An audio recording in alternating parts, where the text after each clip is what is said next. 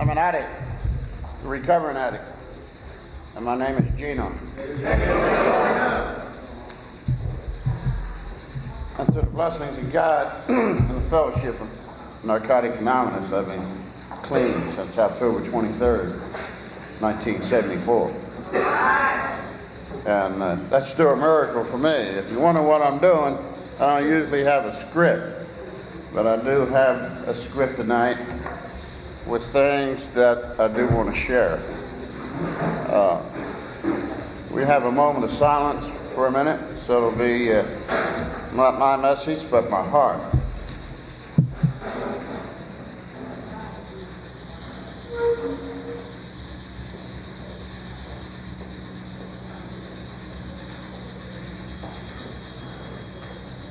Thank you. I already asked Keith, you got hour tapes or hour and a half tapes? I know Keith, so I know how to gauge myself, because I have that tendency to get long-winded. And I want to thank the committee for asking me to come here and share and to leave. Now, I met Talib last July, and I enjoyed the message that he carried. In fact, I get the opportunity to hear that tape every now and then at the prison that I work in. I work for a prison, a private one, and their office happens to be in Nashville, Tennessee. And so I enjoy my job of what I'm doing, and them guys are my heart. And Narcotics Anonymous is my heart. I heard what Khalid was saying, that I got my recovery just in Narcotics Anonymous. Well, I didn't in the beginning. That we didn't have no basic text back then. All we had was a little white book. And I came in recovery, even though I wasn't involved in recovery, in July 17, 1973. And I had a relapse, so my clean days don't compute. I had 15 months once, and I had a relapse. And I went out for 3 days. And it took me 11 months to get a sponsor. And when I got one, I didn't use them. And I didn't work the steps because I was paranoid about steps, and I knew nothing about God. And I got here just the way I was supposed to. I got here with a big T on my head, trouble, and a big C on my head, crazy. Stone crazy, if you read between the lines. I had another addiction. I enjoyed the sight of blood of other people with a violent lifestyle that I led to take all the pain and the crazy that I lived with out on other people. And I'm not there anymore. Thanks be to God and Narcotics Anonymous. But back then, we didn't have much. I was blessed that in December 1973, NA was starting again in Houston, Texas, and I fell into the second meeting. And I did not start Narcotics Anonymous in Texas. It started in '69 in Houston and Dallas. Our similarities are basically the same, but we didn't have it together then, and it's about the same anywhere else in the country where there wasn't much NA's time. We had a little help from our friends. And so back then, I mixed it up and filled in with the blanks with AA and with PDAP and what we had in Narcotics Anonymous, and we struggled. And it's not that way for me today. It took some time, and when we came out with our text, we had an explosion of growth in Narcotics Anonymous all over the country. And so I've been blessed with some of the experiences and seeing our fellowship growth and being involved with the 8th World Convention and program chair, which I carried some guilt for years because what we got out of that 8th World Convention was a young people's AA message instead of Narcotics Anonymous message. But you see, we didn't have no guidelines, and I asked called Jimmy Kay and asked him where the guidelines, and he said we didn't have one. So that's what we got. And And so when I found out we messed up, I carried some guilt for a few years until 1985, when I went to the World Convention in D.C. and got a chance to make my amends for my part, because we didn't know. We did the best we could. And same thing when I went to Atlanta. But you know, that's all part of evolution. That's all part of how the fellowship had evolved. That's all part of how the fellowship wanted a Narcotic Anonymous convention, and they wanted a Narcotic Anonymous message, you know. And it wasn't until I had 9 years clean that a newcomer, we started getting our acts together, and someone was 6 months, and I introduced myself in a language that was a dual language. It said I had a dual problem, and in Narcotic Anonymous there is no dual addiction. And back then I said I was an alcoholic and a drug abuser, and I was clean and sober. That is not the message of Narcotic Anonymous. You know, all I am is an addict, and I'm clean, and I'm involved in recovery in Narcotic Anonymous, and that's all there is. It isn't about being a dope fiend. It isn't about being a wino. It isn't about being an alcoholic. It isn't about being a cocaine addict. It isn't about being a pothead, which is addicts. We're all the same in nature. So we start looking at the similarities instead of the differences. And with the fellowship, we start looking at the differences instead of the similarities. We're a unique fellowship in our own right. And we deserve that. But it took some time, patience, and repetition for us to reach that place. You know, I'm grateful for the committee really asking me to come share and to leave. And I've been asked to come here for a reason. And I've been asked if I would touch on unity. I'm not so much going to get into what my life story was. I have other conventions and places that I get the opportunity to do that. This ain't it. So I want to share from my heart what I've been asked to do and share about unity. And because there's things going on within our fellowship that has been grave concern with me. And how does one talk about unity? Well, for me, how one talks about unity, one needs to get in touch with all the disunity that's going on within our fellowship and what's happening. I want to start off with, out of our basic text, and I'll let you do your homework. Everything that occurs in the course of any service must be motivated by the desire to more successfully carry the message of recovery to the addict who still suffers. It was for this reason that we began this work. We must always remember that as individual members, groups, and service committees, we are not, should never be in competition with each other. We work separately and together to help the newcomer and for a common good. We have learned, thankfully, that internal strife cripples our fellowship and it prevents us providing the services that are necessary for our growth. And I believe we have a lot of that that's crippling our fellowship, and there's things that I feel lost, and it's like, where are we going, where are we heading with all the things going on? Maybe it's all growth. I don't have the answers. I don't have the answers. But I was sharing about that one thing about my clean date in dual languages. Someone was 6 months. She told me this is Narcotic Anonymous, and that we got an NA message around here. And I wanted to share with that newcomer, what do you know? But that newcomer hit me right between the eyes, and she carried the message to me. And I recognize my time has a responsibility to the fellowship of Narcotic Anonymous. And from that moment on, I was just an addict, and I just gave a clean date, not in dual languages, and I needed to share that. I never know where the message is going to come from. So many times you get the message out of a brand new person that don't even know what they're talking about. Don't look for the messenger, just listen to the message. And I can't say that I'm going to be the messenger for anybody here tonight. I shared that with somebody already. I can't say if I'm going to be a good speaker or bad speaker. Really, It really isn't about that, and I'm not concerned about that.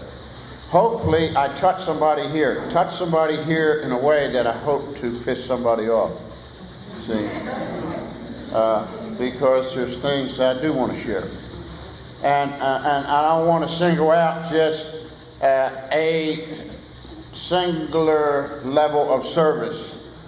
I want to single out all levels of service and all members individually, because we all have something to look at. And we all need to be there for that newcomer and be that example, and for them people that haven't arrived yet. And if we have no consistency, what are we going to give them? If there's no consistency, our doors are going to shut down, and nobody's going to be there for that addict that hasn't even arrived yet. And so that's what I want to share with you tonight. And it wasn't long ago I wrote a letter to the World Service Office and to everyone concerned there. But this isn't really just to that level of service. It's to all of us, and it's getting in touch with what is unity. What is unity all about? Where does unity come from? Isn't it all about being on the same page? And I guess sometimes it's hard for us to be on the same page when we read different books or different texts, isn't it? And so, what's happening? I believe unity is that we become one in body, in spirit, and be on the same page. What's best for Narcotics Anonymous? I know that's the way I try and operate. Not what's best for Gino and Gino's personal agendas. What's best for Narcotics Anonymous.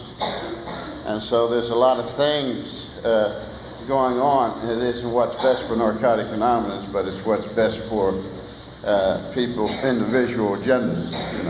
Really not what's good for the fellowship. And so there are some of the things that I want to touch base and share on, because what all this does, it breeds separation. When you don't have unity, you have discord. There's no harmony. And all that breeds separation, and separation breeds prejudice, And when I speak of prejudice, it isn't just about black, white, brown, red. It isn't really about that at all. First thing that comes up when we use the word prejudice, what usually comes up for us, usually what comes up is racial lines, and it really has nothing to do with it. That's just what is obvious. But for some reason, some of these areas affecting our fellowship that we feel we need different meetings. I remember when I cleaned up, we didn't give a shit who you were, man. We didn't care who you were, just as long as you wanted to get clean. We didn't care what race, what culture, whatever. Where you came from, how many times you beat up on your wife, just what do you want to do about your problem, and how can we help, And our primary purpose was just to stay clean. Well, something's happened, Something's happened, and we don't seem to be there anymore, because we seem to be placing more and more restrictions on really what our primary purpose is, And so we all need to take a look at that. I'm really trying to get the attention of people at higher levels in that world that are our trusted servants, and should have spiritual understanding of what the spiritual principles are behind our traditions, but evidently that's not the case. See, once we have an understanding what the spiritual principle is behind our steps and our traditions, then we don't take sides. See? And when we take sides, then we're going to breed separation. So whatever it is I have to say tonight, it isn't about you agreeing with me. See? It isn't about you disagreeing with me. And most likely, I hope you do disagree with me, because if you do, then I'm probably most likely going to piss you off. And that's okay with me, but it really isn't about that. When we really become together with oneness, unity, and I love the word unity, that's what our unity convention in Houston's all about, when we looking to form a region in Texas in 1983, and we named it Unity. And it unified our state. We got 6 regions in Texas, and it unified our whole state, you know. And Lone Star don't like that sometimes because we don't have to answer them. We don't answer nobody but that convention. That happens to be a state convention. It's not a regional convention. So we don't worry about the powers that be. We take care of our little old convention, and it's all about spirituality. And it's a spiritual retreat, and we have 4 of them a year. You know, we're about 1,000 strong, and we have one every 3 months, you know. And there's a lot of transformation that goes on there. But unity. I do believe we all need to try and be on the same page. And I understand how hard this is with the different personalities, the being guarded to protect our opinions. When we feel strongly that we're right and the other person is fouled up in their thinking. How many have been there? You know, if you don't think how I think, then you're wrong. See, it isn't really about that. When we have unity in our hearts, we have love in our hearts. See? And when we have love in our hearts, then the understanding will be there. You know, the understanding goes, it leads when we get our self-centeredness in there and our personal agendas. We need to validate each other and allow each other to have our opinions, whether they are right or wrong. I like to share a little about myself so you do not get the impression that I am a hothead or someone with a negative attitude. I am not. I am, however, very strong-headed or bullheaded. Whatever terms you want to describe me, that's okay. I have some strong feelings and beliefs which show through my personality and my love for this fellowship and in my love for my brothers and my sisters. I also believe that other members need to have their different opinions. I'm aware they love this fellowship just as much as I do. I have been involved in NA since December 3rd, 1973, when NA started again in Houston. The Live and Kicking group, and it's still a group that goes on. It's the oldest group in Texas. I've been blessed to see the fellowship evolve and especially grateful for being part of Texas's history. I do pay a lot of attention to history. Maybe that's some of the problems. Maybe that's some of the things for the newer members to start paying attention to our history, you know, because we're doing to repeat our past and our mistakes all over again.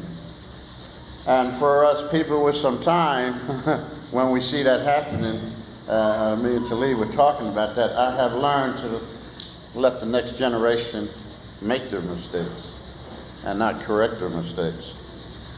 I have served at different levels of service, which I will not go into to feed my ego. I learned some lessons at the 8th World Convention in Houston when we fouled up in 1978, and I was the program chair at the time. We had no guidelines or experience and no basic text. The end result of this convention was a diluted message. I carried this for a few years, and I learned that in Houston we had made that mistake, and it ate my lunch, and it took me a few years to realize that I was not to blame. I had been clean since October 23rd, 1974. What's important for that 1973 date, I haven't put my hands on another human being since July 17th, 1973. See, that may not be important to you, but it's important to me. See, that's why I got clean. I don't know why anyone else gets clean or got clean. But I got clean because I didn't like who I was, what I was, and how I was living, and that I knew somewhere along the line how insane I got when I started enjoying the sight of other people's blood, and realized how addicted I had become to that, and a violent lifestyle that I was living at the time, and it was all part of the dude that got me here. With no literature, I was filling in with the blanks and mixing it up with AA. It was one of the results of having no literature and us not having our act together. I am probably the only one of the 5 that stuck it out with NA in Texas from that time up to today.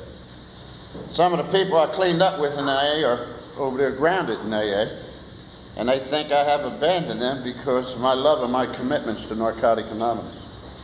We have evolved with members young and clean time that have no knowledge of our history. And we have seemed to be getting lost in the growth. In the past, I have learned to sit back, as I said earlier, let the next generation make the mistake. But in recent years, I have experienced frustration with the turn events where we seem to be losing our unity. There are some proceedings that detract from our primary purpose and dwell instead on the issues that can only divide us, and at too great of a cost to Narcotics Anonymous and that new guy walking in the door and the one that hasn't even arrived yet. Namely, unity. The issues causing concern are the smoking versus non-smoking and special interest meetings. It is in these areas I want to share with all the love I have in my heart for everyone's sake and for our beloved fellowship. Please be forewarned, the stand I take on these issues may appear radical. Nevertheless, I'm not on either side personally, and I've been off cigarettes for 3 months. The side that I am on, however, must be, and is on the side that will uphold our traditions rather than conflict with them. The following are the traditions which I refer to. 1, our common welfare should come first, and personal recovery depends on NA unity. And 2, for our group purpose, there is but one authority, a loving God, as he may express himself in our group conscience, and our leaders are but trusted servants, they do not govern. And 3, the only requirement for membership is a desire to stop using. Each of our members is affected by each instance of division. Our first tradition reminds me that our personal recovery is at stake here, because our personal recovery depends on our unity, doesn't it? Regarding that second tradition, we must ask, which power? Are we willing to make hasty decisions in order for our own agendas to prevail? Are we? Or do we attempt to fulfill our obligations and responsibilities as trusted servants by turning our wills and our lives over and following the leadership of a higher power greater than ourselves? In regard to our third tradition, by placing restrictions and limitations on our members, are we changing the requirement for membership? Are we? And can exclusion ever breed more unity than inclusion? Can it? During the Denver WSO-WCC workshop, a trusted servant at WSC and a previous WSO board member was compelled to inform me that nicotine is a drug. What's next? What's next? What are we opening the door on? Are we become a cure-all for every disease? Should we not learn from our predecessors? AA Foundation? They labored and gave birth to these traditions only after they learned and relearned from their experience, including the Washingtonian movement, and our literature explains this. In our basic text, many of our problems are like those that our predecessors had to face. Their hard-won experience gave birth to traditions, and our own experience has shown that these principles are just as valid today as they were when these traditions were formulated. The 12 traditions of NA are not negotiable. Narcotics Anonymous, 5th edition, 1988, page 58. Don't we read that in our preamble every day? At every meeting? Or are we paying attention?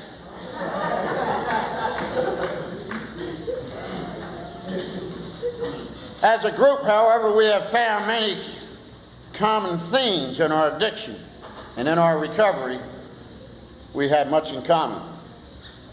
The fourth tradition proposes that each group should be autonomous, except in matters affecting other groups or any as a whole.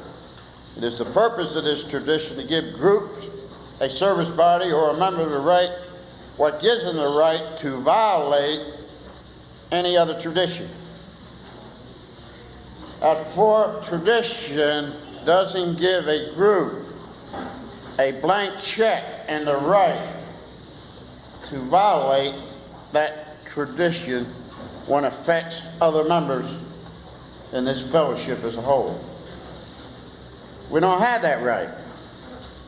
I'm glad to hear what he shared at the beginning of the meeting. You know, we're not a care center. This is Narcotic Anonymous, and it's about responsibility.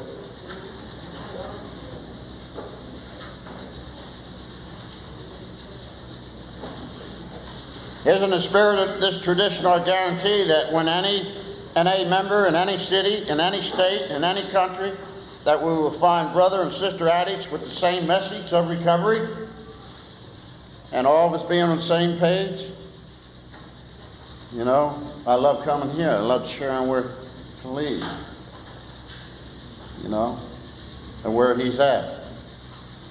You know, and he shares from his heart. And he has some of the same concerns that I have. And where are we going with all this? Which brings us face to face with Tradition 5. Each group has but one primary purpose: to carry the message to the addict who still suffers.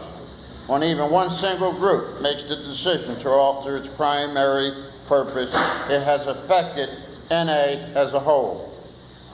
We must live and work together, and as a group, to ensure that in a storm our ship does not sink and our members do not perish. We must provide consistency in what our primary purpose is, so the addicts coming in the door can count on us. Huh? Ask anyone who has cancer. Anyone here have cancer or had cancer? How one small area could have affected their entire body. Huh? Think about that. Individual groups must grow, and they must make mistakes. And for me and people like me, with some time, we need to allow that group to make its mistake. But when our traditions come up, we need to be able to share with them and point them things out without being dictators. But our leaders are trusted servants, and we trust they will protect the fellowship of NA by honoring their traditions. As pointed out to us in the text, our traditions protect us from the internal and external forces that could destroy it. They are truly the ties that bind us together. It is only through understanding and application that they work. I find encouragement and a direction in our 8th tradition. Narcotic Anonymous should remain forever not professional, but our service centers may employ special workers. By remaining non-professional, we are free to be led by a God of our understanding rather than some distant and faceless bureaucracy. This is exciting stuff, at least for me. We are not professional counselors in the fellowship, though some of us may become that. And that's good. This tradition is particularly useful to me because I work in a prison as a counselor and instructor. It taught me when to take this hat off, and when I come to NA, all I am is an addict, seeking recovery, nothing else. Even with my time, all I am is an addict. I ain't no godfather. I did not start Narcotic Anonymous, and not in Texas either. You know, we all equal in status. Addict. Not dope fiend, addict. Not alcoholic addict, addict. You know?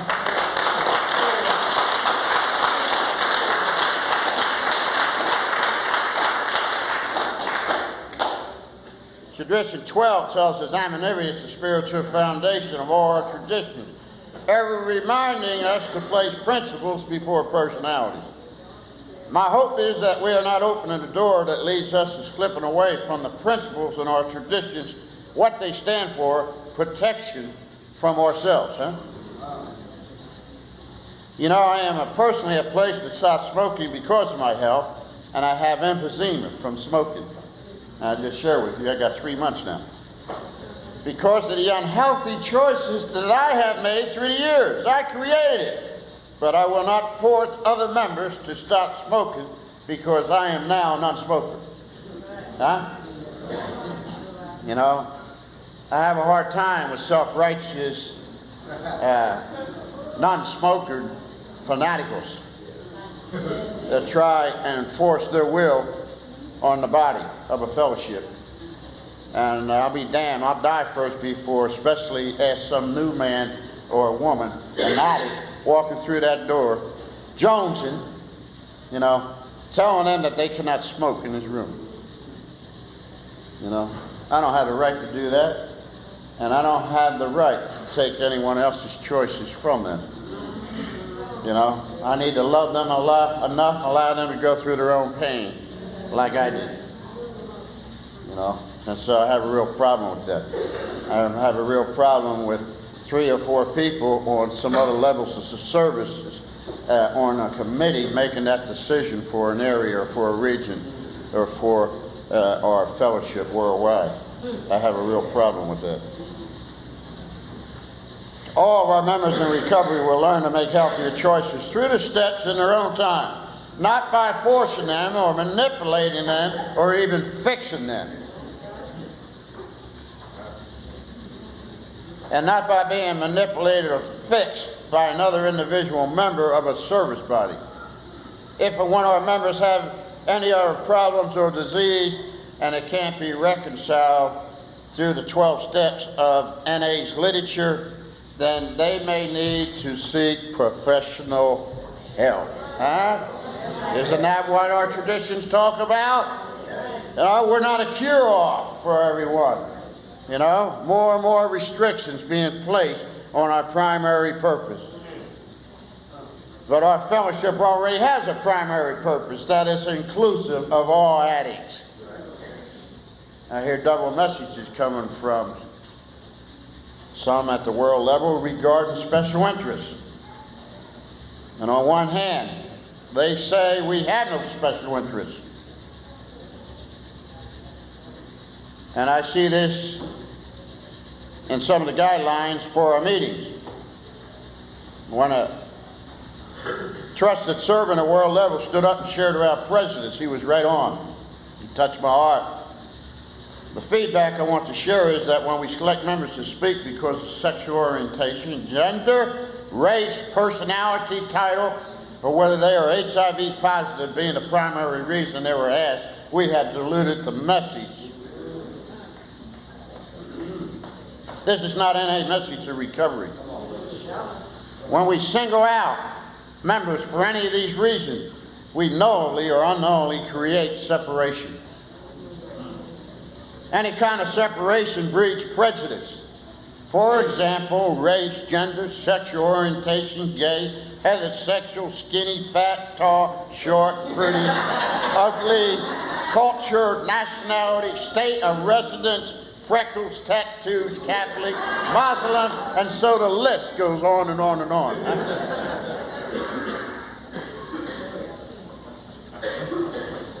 All this is terminal uniqueness and breeds the special interest that tells us I am different. Huh? This is not our common bond. Our common bond is that we are simply addicts. And it makes no difference what our drug of choice was or what method was injected, ingested, or inhaled our way to self-destruction. We all have one common goal: to stay clean and to grow in unity. Huh? After we have created all these wonderfully special groups to cater to all these wonderfully special people, who is going to be at the real meeting of Narcotics Anonymous?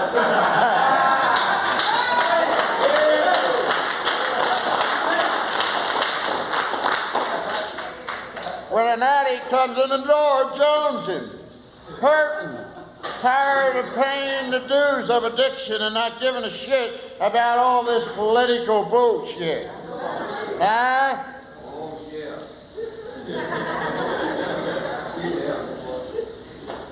The addict who unknowingly just wants relief, from all the crazy and the pain that we put ourselves through. And no one is here to open that door to welcome them. No one here, because our people are too busy stroking themselves at some special interest meeting. Now they call it common needs. That's a shock. We all seem to have graduated, gotten so well that now we need all the special interest bullshit. Huh?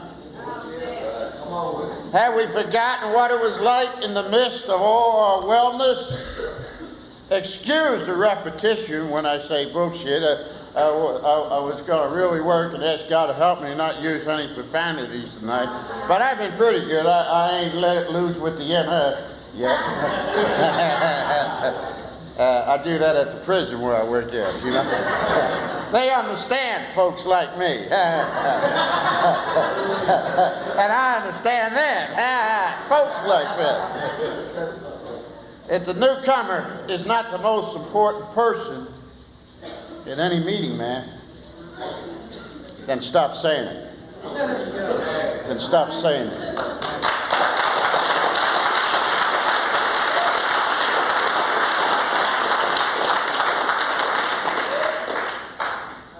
And if he is, prove it. Be there. Be there. Share the NA message of recovery. Did you get that message? The NA message. Yeah. We didn't have a text. We didn't have it all together. I had to fill in the blanks. Thank God a lot of you don't have to do that today. And you found recovery just in Narcotic Anonymous. Narcotic Anonymous is the only house on the block for me today. In the beginning, I was in recovery, and recovery was the last house on the block. But I mixed it up. I stole a little here, I stole a little there, and I got what I could in Narcotics Anonymous. I never felt at home as like I have in Narcotics Anonymous since I first met Narcotics Anonymous on December 3rd, 1973. You know? A bunch of outlaws. I love NA, man. Outlaws just like me. Hard-headed people.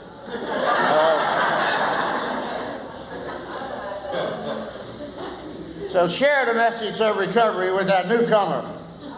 Share the 12 steps. Share the 12 traditions that protect us from ourselves. If all we have is special interest, then that is all we had to give, isn't it?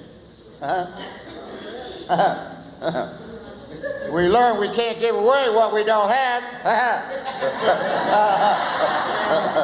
So what do we have? And all it is special interest. And I want to attack you because you smoke. I mean, we had no control over the public domain in our conventions. We had no control over the law, but we had a reasonable amount internally within our fellowship. And we need to look at all sides. Let's just jump the gun, you know. And we try to make things compatible for all the people, you know. The smoking issue opens up a real can of worms with me, brother. I don't appreciate being coerced by a member that has some position at world level that assumes his convictions are the way it is. Although he cannot communicate valid reasons for them, the law or the public, we have no control over the public domain. And we understand more laws are changing. But we do within the fellowship. And I don't mean a few members making these decisions for us. There's some there at these other levels in that world that blow a lot of smoke and they don't give straight answers. All I say is just try and level with us. That's all. That's all we want as members. Just level with us. Don't give us that bullcorn, because I know smoke like you do. Sometimes living on a mountaintop gets awful lonely. Been there.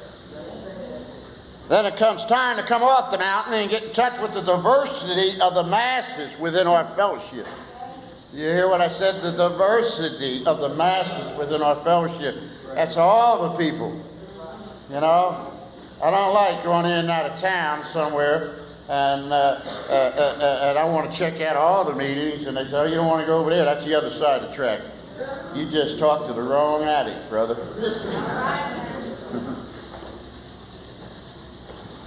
Many of our concerns with this trend of separation that permeates the atmosphere at the larger gathering. Where is our unity? How much time I got, Keith? Am I sure all right? You let me know. Where is our unity? There are some things that render us as groups impotent and less effective in our quest to grow and help the addict that still suffers. And that does not have to be the newcomer. It can be the member with many years in the fellowship. You know? That's another thing. I don't go along with that deal with you get up earlier than me, you got more clean time with me. That's a lot of smoke too, brother. You keep coming back. Where do you get some?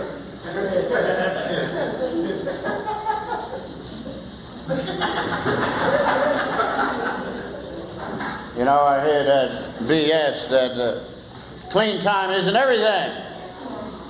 Where do you get some? With me, my clean time's everything, brother. But it's not most important thing. The most important thing you can do is get clean. That's the most important thing you can do. And that's the most important thing about being clean. The day clean is the day one, and we build upon that. And it gives us some stability and structure, emotionally, mentally, physically, and spiritually that we never experienced before we traveled. It seems for the past several years we have been busy trying to stress our primary purpose and keep NA alive. We may have overlooked the facet that seems to be very active in eroding our primary purpose even more than the people sent to us that have no problem with alcohol and drugs. The erosion seems to be an inside effect caused by our defects of character as groups and as members. These defects are pride, fear, anger, the very enemies of our common welfare, and they are diluting the message of NA, whether intentionally or unintentionally. Anybody relate? I am seeing these and other subtle emotions enacted at meetings, ASCs and RSCs over a bigger problem than posed before, and that is smoking or non-smoking. Our problem, our program was meant to be all-inclusive, never inclusive, never exclusive. I had smoked for a good many years on and off, and it harmed me that I haven't put my agenda on others that they need to stop. It is a choice, and when the time comes for each member to make a healthy choice, and never compared to the degradation and suffering drug addiction brought me and several wives and families. In 1973, after I made my first NA meeting, it was the greatest thing, and the basic text, and the unconditional love that we have for each other that stays clean, that I experienced. Perhaps more than I wanted to in the beginning. In those days, as it is true today, there is only one requirement for membership. Desire to do what? However, today we seem to be putting stiffer and stiffer requirements on members that come to us for help and with their disease of addiction. And this is done with a vengeance like I've never seen before. I see well-meaning members cursing each other and sitting across the room from each other and acknowledging their presence, and not acknowledging their presence because they smoke or don't smoke, and all these special interest meetings and issues with members' personal agenda that is taken away from our unity. I am neither for nor against smoking. I could care less if you do or you don't. What I do care about is seeing our fellow members of NA get so upset over these things that they may use over it. Resentments is our number one offender, and form an attitude with each other, which our first tradition talks about. I will never be convinced that when I scream and raise my voice and call my fellow addicts names that I am not resentful. We need each other. That is what this fellowship is about. And if one smokes and the other doesn't, well, so be it. Isn't our unity and our primary purpose the most important thing for us, collectively and separately? This fellowship is about true brotherhood, harmony and love fortified by clear insight and right practice of 24 principles. And these are the answers to every problem that we have in our groups, not the division I have been witnessing at our service meetings, our conferences, and our conventions. Anybody else experience this, or am I alone? One of our mottos is live and let live, on a layman's term. Let it be. If I'm going to ask you to live with me over my defects of character, am I sure I can live with you with yours? Huh? This fellowship means so much to so many that wouldn't it be terrible to let the things like self-righteousness, self-justification, and the destructive power of anger, indignation, and the like destroy it from small issues of what I like and don't like, when the one smoking or not smoking may be the one that may save your ass someday when you need to stay clean, huh?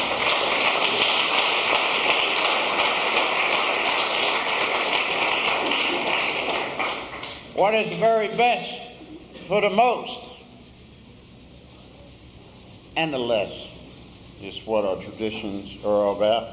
What did I just say? What is the very best for the most and the less? Don't leave the less out. And for the less, don't leave the most out. You know, what's best for all of us.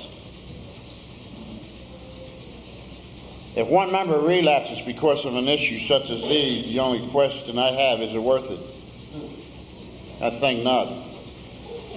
Tolerance and patience should be my motto, not the old idea that everyone should think, act, and do like I would have them to do. Remember, the issue is using, not smoking or other things that we come up with to please ourselves with our own personal agendas and outside issues to take away from our primary purpose, which is our first, second, third, fourth, fifth, sixth, eighth, ninth, 12th edition call for with the focus of the steps within one's self-recovery. Let's have an NA meeting. You know? Isn't that what we all want? I simply need to share my frustrations as members of this fellowship. I do not have all the answers for the issues I have mentioned, nor do I share these things with any animosity towards anyone. I share these things in trust and respect in God and the members and trusted servants of all levels of service. I pray the Board of Trustees will pay more attention to the fellowship's traditions meant to protect ourselves from ourselves. Let's not conquer with our opinion and divide, but come together with unity. And bring us together on the one body so we can win separately and together for our common good. Each member of our family is a microism of our fellowship. And we all need to be treated with respect, love, and honor in that new member coming through the door. No matter how bad they look, how bad they smell, how unkempt they may be, we need to begin to see the fellowship as our family. Every member is a creation of our common body. Addicts seeking recovery. Every culture is honorable. Every race is to be honored. Every group, area, region, and world level are our brothers and sisters. Let's start treating ourselves this way. Let's focus in on the sameness of our addiction and not being different, unique, separate, and apart with special interests. Let's see that the same love is expressed in every member of our fellowship. We cannot do this being separated in our small cliques, driving over to the other side of town when you got a meeting right near you. We were talking about that earlier.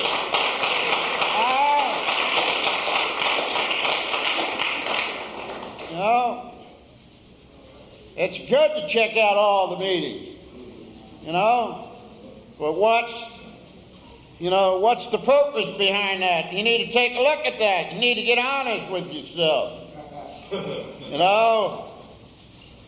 Let's see that the same love is expressed. We cannot do this being separated in our small cliques and not learning to communicate with each other, but with the spirit of unity. Together we stand, divided we fall, and we will have discord. Now, that's not unity. Let's view the whole fellowship worldwide as members with diversity worldwide as one unit. The division among ourselves are destructive, causing us to be separate and apart. This is holding us back from becoming one, and when we come to see ourselves as one, all striving for the same purpose, being on the same page, we will become one. Let's begin to try and let this idea grow in our mind, and I invite each and every one of you to do that. We will consider each member, area, region, at world level as a family, but all related by the life force which animates us individually to stay clean and live the any way of life together. We want our higher power love to flow within each of one of us. Let's put away our anger and our pettiness and allow each culture and each other to touch and share with each other's heart.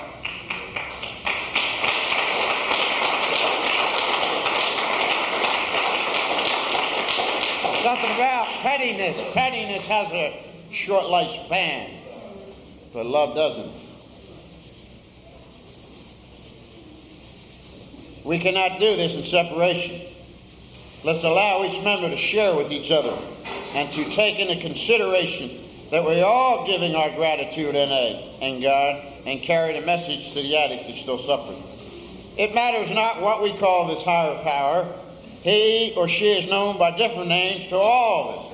All that matters, and it's important that each member be thankful for the life that flows through it, giving thanks to this power of NA, and that each of us respect the life force which animates all of us. Even though we look at the individual member and see the differences, now we can begin to note the sameness and the similarities in our personalities. And we're not going to do that, folks, when we meet at separate meetings on the other side of town, because they're different. How are we going to learn to communicate with each other?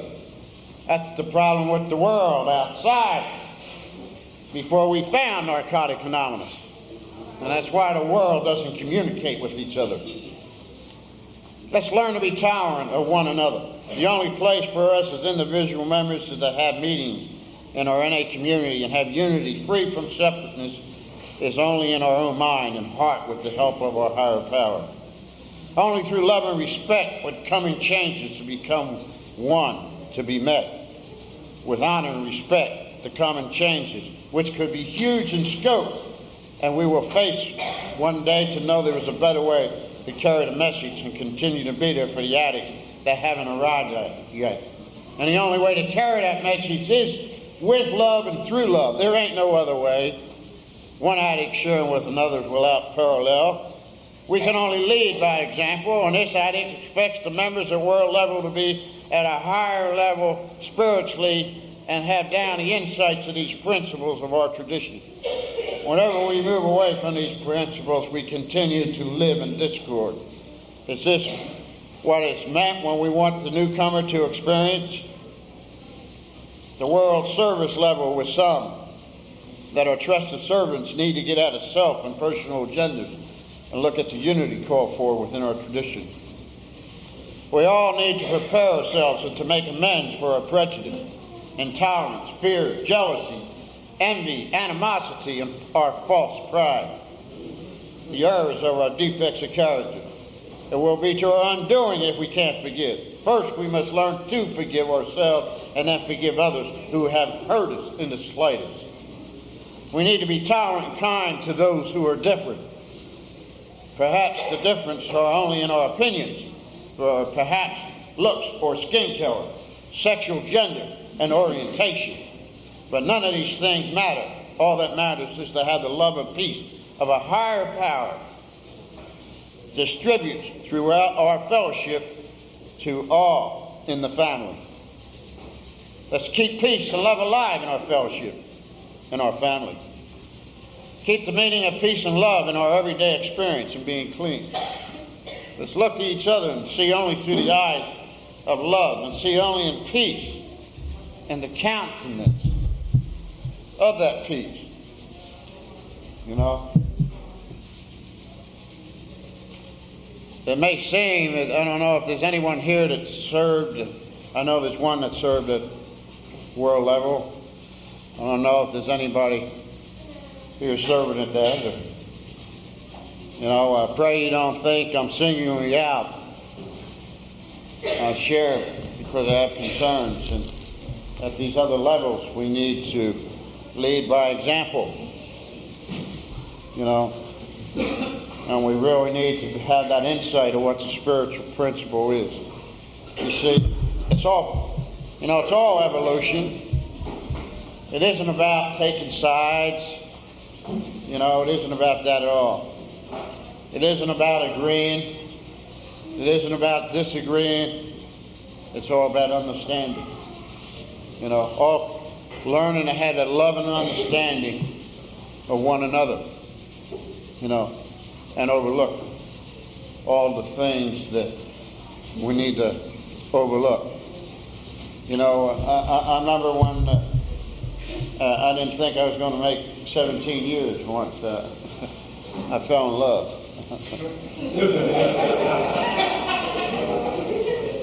No, and falling in love isn't love at all. No, it's a heat, it's lust. Really, I know falling in love is a form of parasitism. Really is.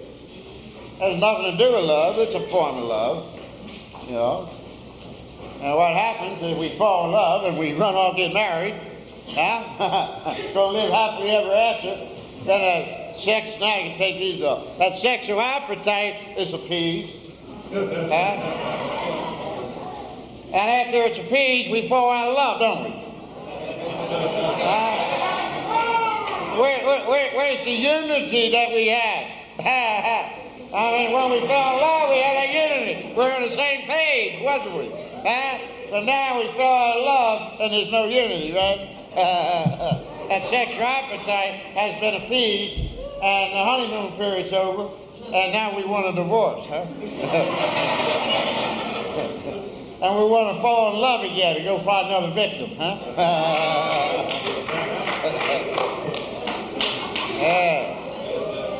Find another victim. Suck the life blood out of them. That's parasitism, brother. Instead of getting a divorce, now you got the opportunity to find out what love is about. See? Now you got the opportunity. Because see, what love's all about, it's all about giving. It isn't about, you don't have a damn thing to do with getting. Don't have a damn thing to do with giving. It's in giving that we get. But giving for the right reasons. It's getting out of self.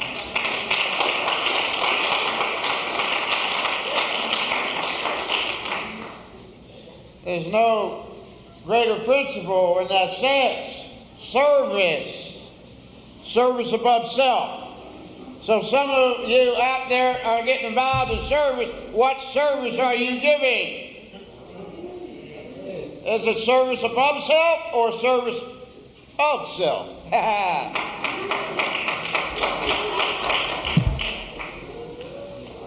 You know? So almost got loaded, man. I was confused and I was lost. Remind me of that place I was when I had that relapse in October 1974. Went out for 3 days.